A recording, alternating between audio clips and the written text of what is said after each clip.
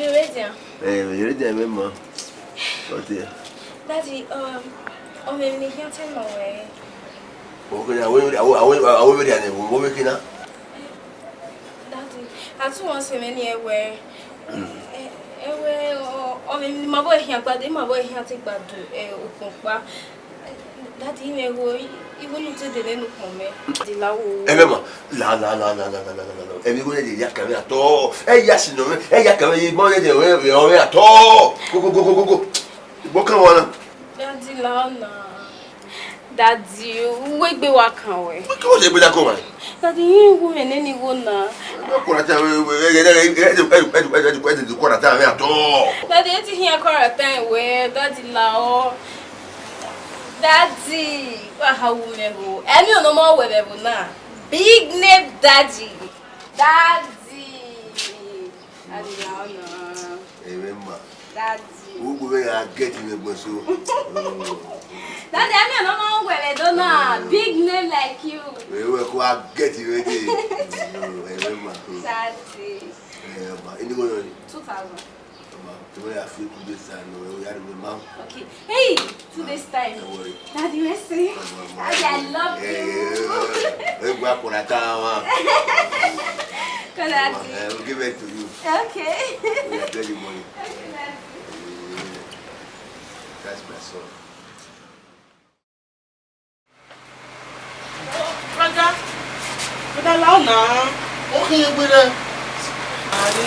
Are you now with ya? Oh, we go now, we didn't go your father. They're not winning. Okay, why you go ya? But the latest cloth in our Jenna was in there. Okay, expire you in my ward. Latest cloth. On you wear. You may not use both cloth. Where are the latest cloth? In Emma. In that guy you will. Eh? Nana, you man, who want Nana, go you in now. Now, they are now. Eh, or we can let it now. This again, now you sort of even go, Mom.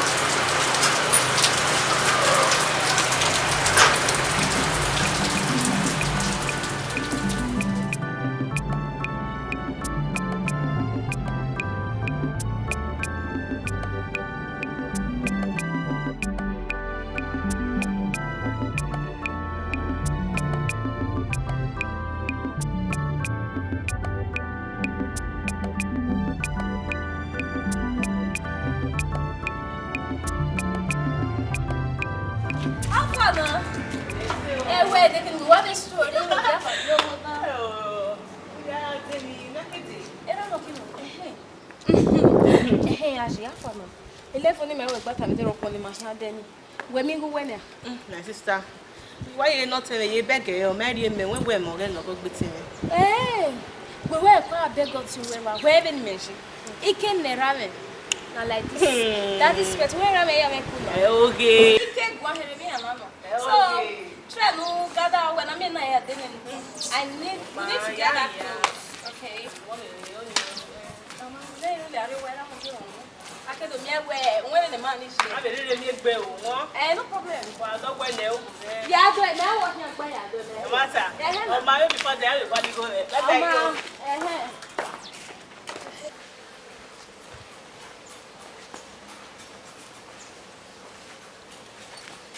What am I eating?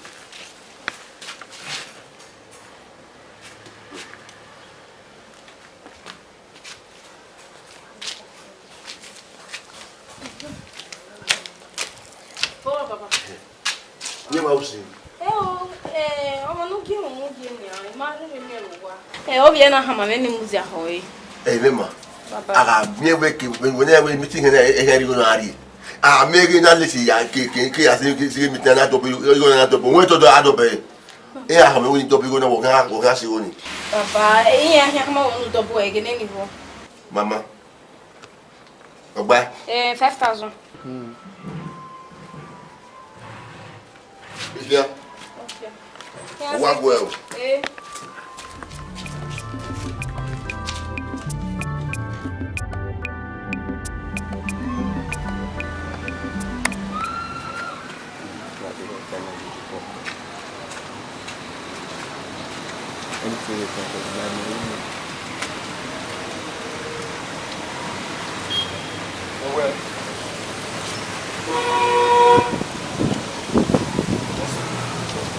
What way?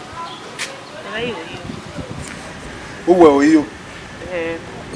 Wow. One needs you go. When you cannot tell your mom not in there, I'm almost a hand where way. You only can't do the money on an ogier. When I owe you. Rudukmo, oh, when I owe you. Only go 3,000 naira.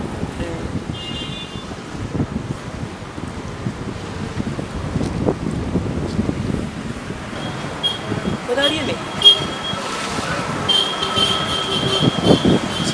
3,000. What are you doing? Hey! What are we see? What are we see?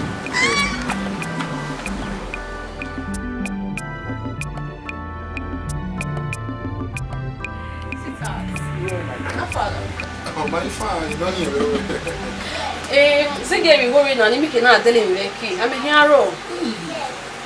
You go to bed and go to work. You didn't want naira at all. Me, I tell me. And you will transfer. Okay. You may need to go. You want to get here, ATM in the ball. No go in the ball. And the ball where the ATM card. Hey, carry now, can go away with POS for long you want. No problem. I'm not facing.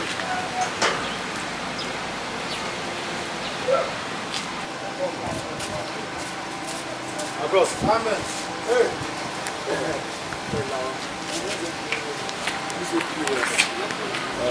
Now, we will join you would need in the paper. We went in there. I will join you. 20,000 dollars. Where's it come? Oh. Okay, no.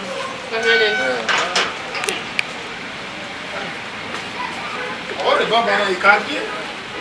Oh, but also when I did me, you want we do, I would only live like it. Yeah. Everywhere you be. I'm back in you know, I want to go and do anything. Who am I your girlfriend? You ain't girlfriend anywhere. Why, the ATM machine now. Where was not a you may be. Why am I your girlfriend? Ain't girlfriend anywhere here. I know you are my girlfriend. Yeah, the money stress is very bad. Okay, me a pin when now they know yet. Madam, the man is stressing. Where just relax, you are my baby. When we go, add me and go. Yeah, and I will not see you. I don't have you. No second, you know.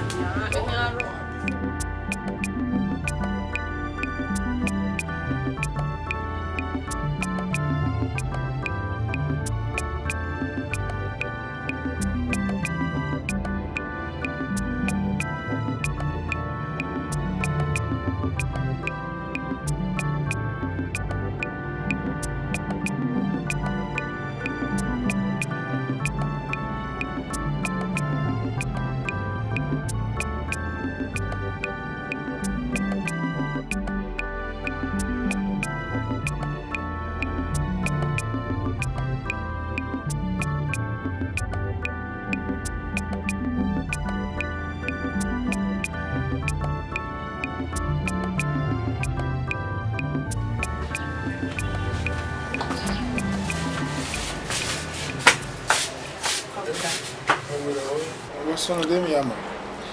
Now you went for the ado you need to go. Oui. Obi o ka tere no weje. We se no lui. Brother. You may say no lui. Na you go me. Oh ma. Adu wa ni. Egbe bed wa ni wa mi anointing oil.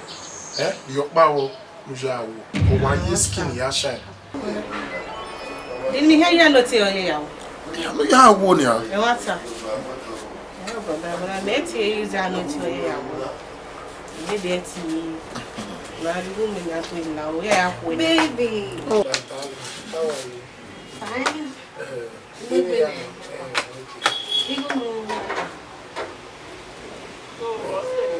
No, we are the one. How do you want? To take people. Well, I'm going to say, 5,000 naira. 5,000 naira by car. I did better. 5,000. Let's see. Hold on. That you did it, you go many are going. Come on, that's another.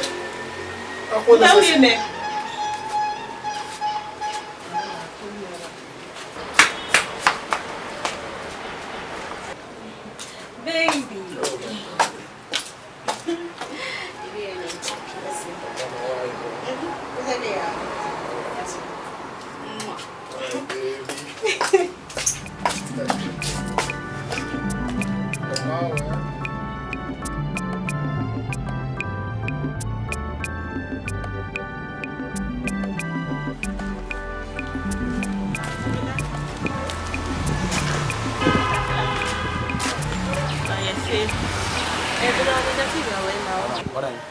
That if way, maybe you are war, it's where to want to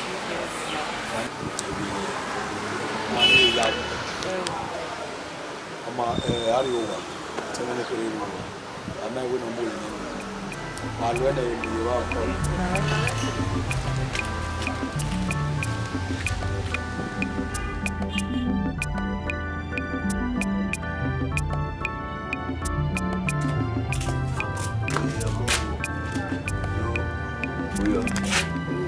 Bye, Marua. Okay, what's up? Okay.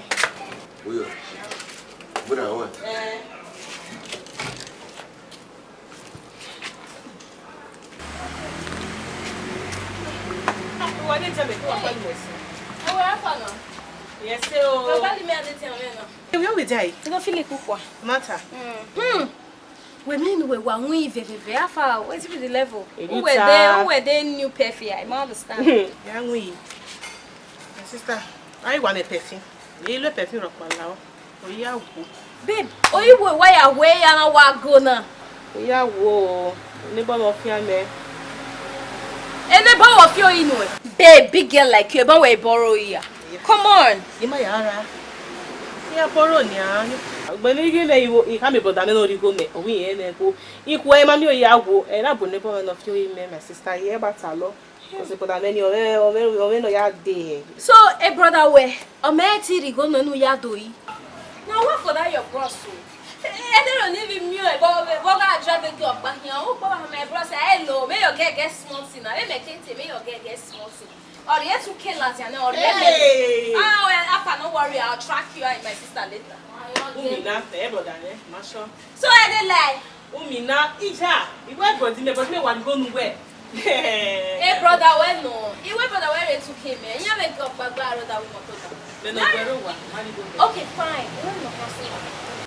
Probably, maybe, or reckon you hold your now, no feeling go qua. It's okay. You know what you do since I go knowing. Kege no really are reckon a girlfriend who are boy. We are no bros have the hungry bros have on to my hair, bros have on. Well, now go one make a friend again. Me now, we are me a gram. Okay, you're going in one.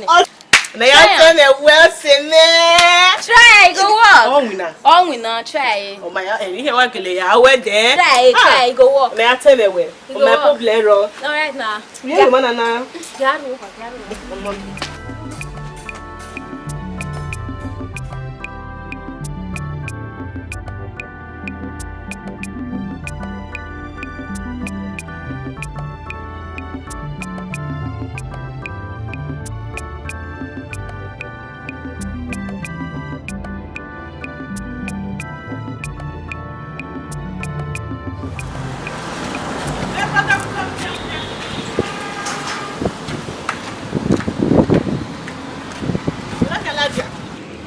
Girlfriend is more here, say, yeah, matter. Start your work. Yeah, but that.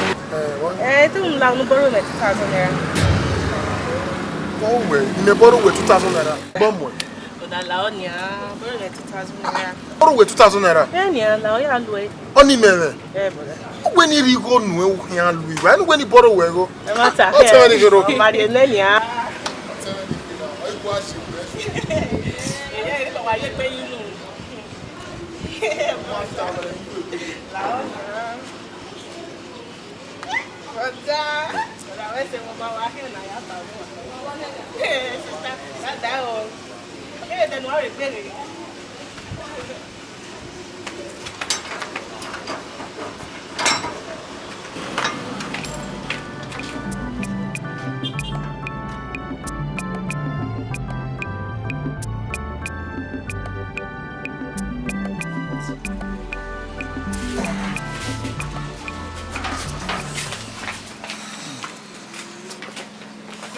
Walking.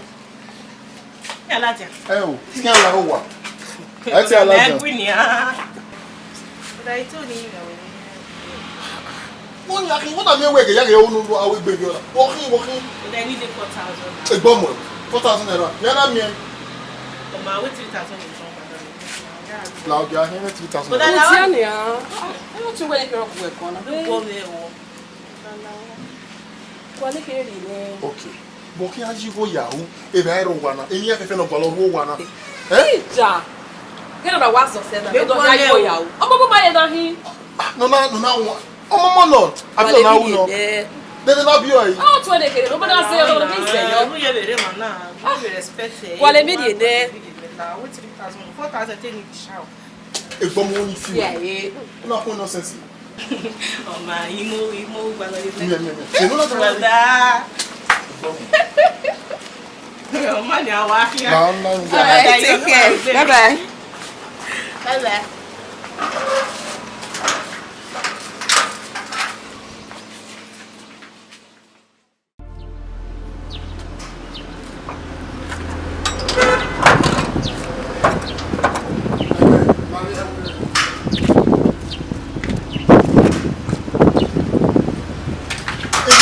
I will bet down with all because if I need born and then all of you anytime you have me go. Me and anybody to buy one of you. I will like I want to borrow it. What I'm going to naira. When we bet try, I where there you. I'm a higher one. Then what's on the road? Then what's on the bomb? Then what's on the But then do I let now? You know where we are. Do I need it?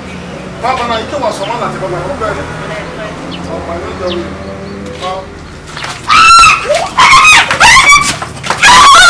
What if you're playing long down?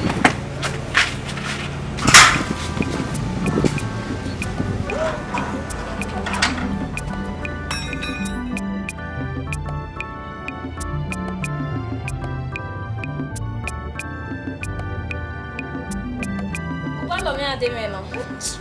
É para eu now. This is dia. Apa wetin so? Babe. Oni no water man dey yo yin. O wa hun na 5. You we kwa nyam me. Okay, o tell me na we na ka ma we mi wa dai anu e go eri me nia. Oh, Afa, ayo waka. Babe, you too go work, no be lie, you too much. I tell you. Ema hamo ina we. E boss ne mi daveri oni atake wo reke no koji. Oh. Ya da me tell me we na se na mi we do pa ye ti stick akwa lo we dey. E drop abi. O drop na we mattress ti me. Too much. We no go settle me o. E worry na. How you no turn me? You need to settle me because too much. Oh my God, I want to live ever one. Ya mo bole na da we wale. Hey, Lisa. Samantha. Let's go inside. Hey.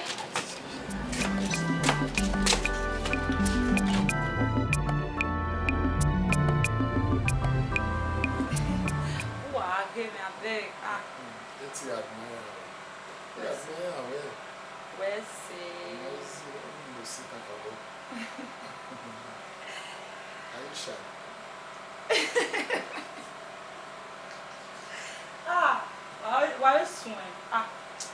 When now? I like it. I love it. I could be there now. I mean, maybe I want to go and I let me see where. You didn't want to see where.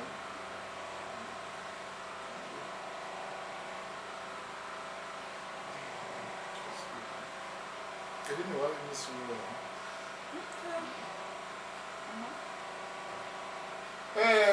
Ewere. Oruwa. Ewere. Why is it now? What you will lose no na gile? Na kwani? Insha, o dey na. Ele mo eji. Like no support again na.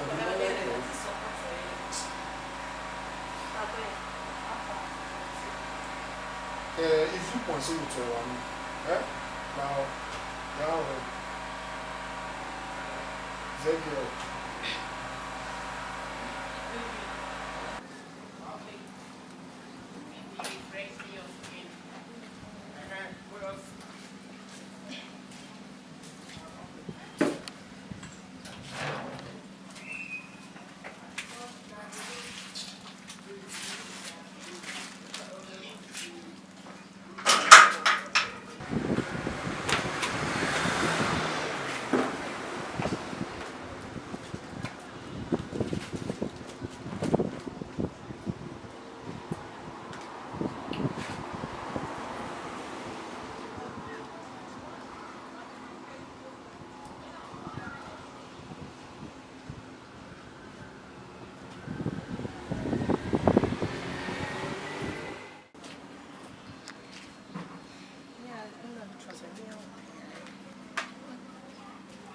feeling aqua.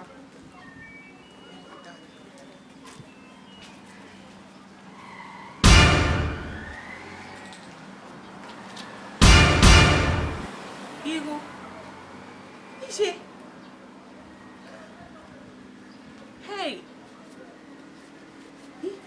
So, but I know what thing I'm like you were.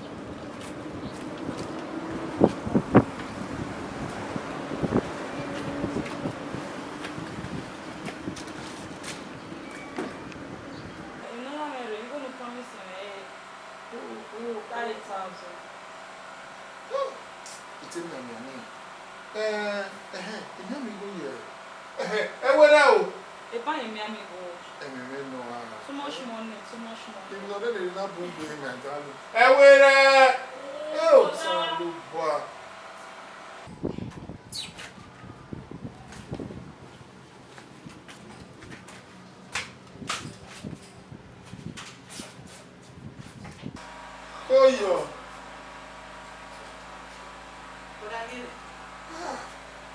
Now, you will jeans and trousers.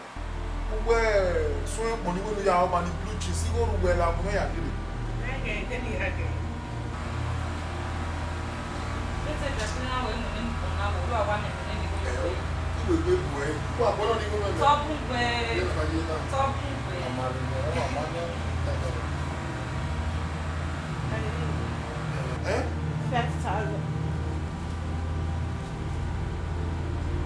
And with 10,000 naira you go now. 5,000 mil. And with Oh my God, so we don't want money. We put on the one you don't want money.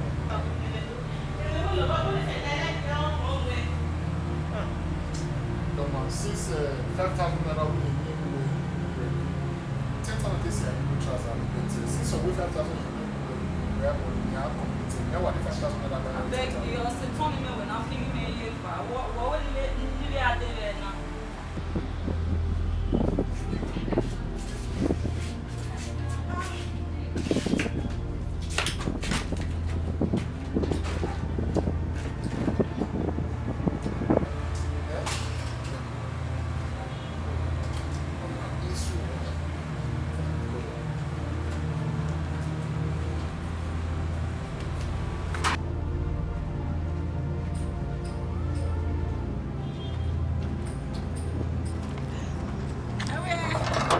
Okay, sister. Bye-bye.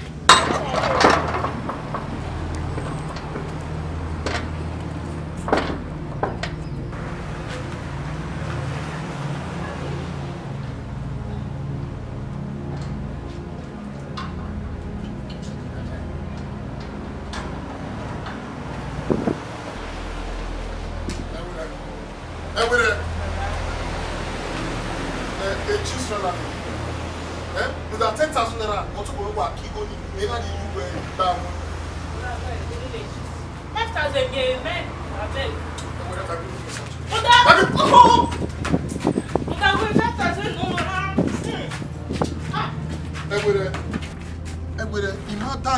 Go motor will make key only 1 to 10,000 naira. And now you wages now, you will be looking at me. Even making out your happy baby or young way. I had to give you mamma.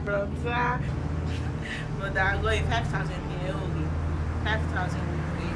You need 5,000, you may marry camera. Oh, so no one can really lie. Oh, one man.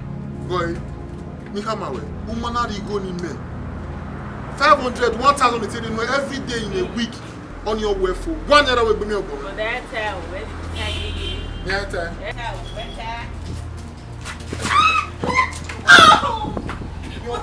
who are this fresh skin you're giving now? Fresh skin like this. But I like 5,000 naira. I'm going to go over.